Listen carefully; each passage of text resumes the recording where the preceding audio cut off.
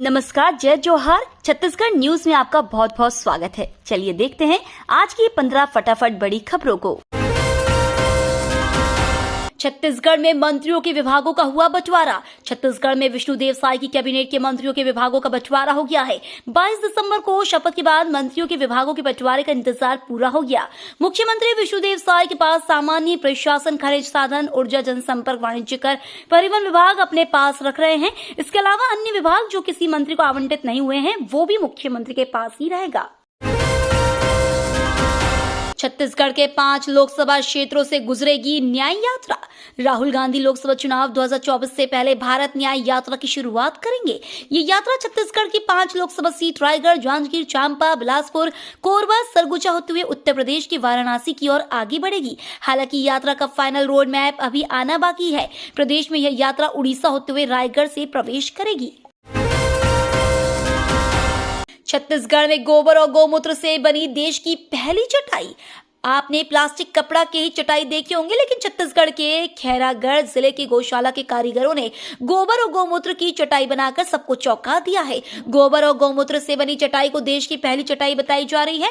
यही नहीं, गोबर और गौमूत्र की चटाई को पीएम नरेंद्र मोदी को भेंट की जाएगी। सुरक्षा जांच के लिए जल्द दिल्ली भेजी जाएगी। अब छत्तीसगढ़ में राम राज्य। डिप्टी सीएम विजय शर्मा का बड़ा बयान। डिप्टी सीएम विजय शर्मा का जोरदार स्वागत उनके गृह जिले कवर्धा में हुआ। घर से कलश लेकर कार्यक्रम स्थल तक पहुंची महिलाओं ने डिप्टी सीएम का जोरदार स्वागत किया। महिलाओं ने सीएम की आरती भी उतारी। डिप्टी सीएम ने कहा कि अब छत्तीसगढ़ में राम राज्य है। आपने हमें जिताया है, हम ढाल बनकर आपके दुख और तकलीफ में खड़े रहेंगे। नए साल में कानून व्यवस्था से किया खिलवाड़ तो होगी कड़ी कार्रवाई। राजधानी रायपुर में नए साल में कानून व्यवस्था और शांति व्यवस्था बनाए रखने के लिए पुलिस प्रशासन ने पूरी तैयारी कर ली है। नए साल में शांति व्यवस्था बनाए रखने के लिए एएसपी सिटी लखन पटले ने सभी नगर पुलिस अधीक्षकगण और थाना प्रभारियों की बैठक ली है। स्मार्ट सिटी ने तैयार किया नया सिस्टम। राज्य में पहली बार कारों में लगेगा क्यूआर कोड। राजधानी में नए साल से कार, बसों और ट्रकों के लिए नया सिस्टम लागू होगा। इन वाहनों में क्यूआर कोड लगाया जाएगा। यह कार के सामने हिस्से में टैग किया जाएगा। इस क्यूआर कोड में गाड़ी का नंबर, मालिक का नाम और फोन नंबर अपलोड किया जाएगा। इसमें सेकंड फोन नंबर भी होगा ताकि सड़क हादसा या अप्रिय घटना होने पर परिजनों से सीधा संपर्क किया जा सके।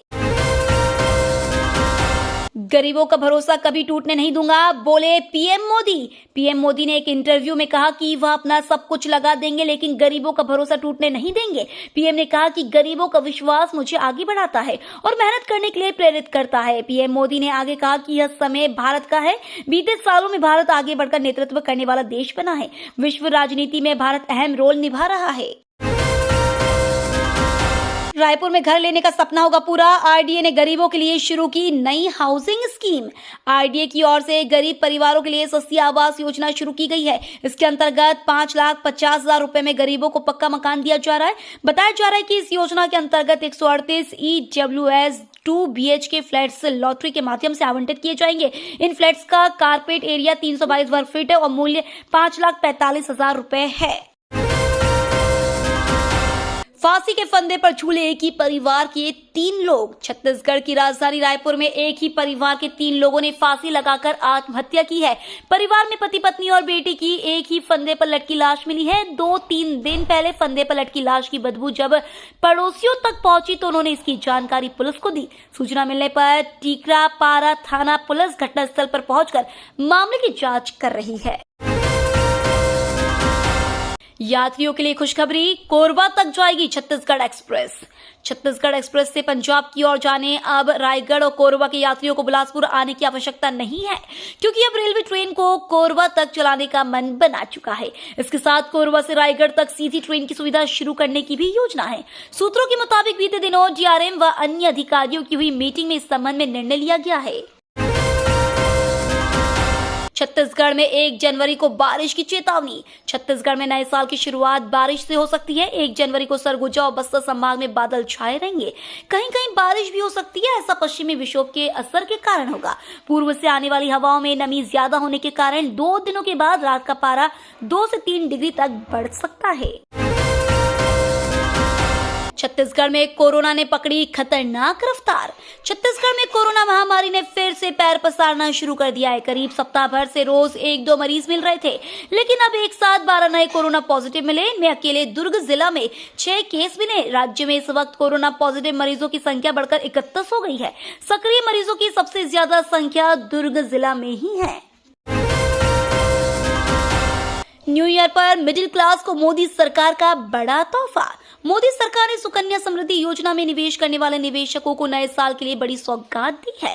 सरकार ने वित्त वर्ष 2023-24 की चौथी तिमाही के लिए योजना के ब्याज दरों को 8% से बढ़ाकर 8.2% कर दिया है। बता दें, पीएम मोदी ने अपने पहले कार्यकाल में लड़कियों के लिए सुकन्या समृद्धि योजना की शुरुआत की थी। इस योजना के तहत एक पेरेंट 2 बच्चियों के अकाउंट खुलवा सकते हैं। बिलासपुर में नए स्ट्रीट लाइट से रोशन हुआ मुख्य मार्ग। बिलासपुर में मुख्य और प्रवेश मार्ग सहित नए वार्डों में नई स्ट्रीट लाइट लगाई जा रही है।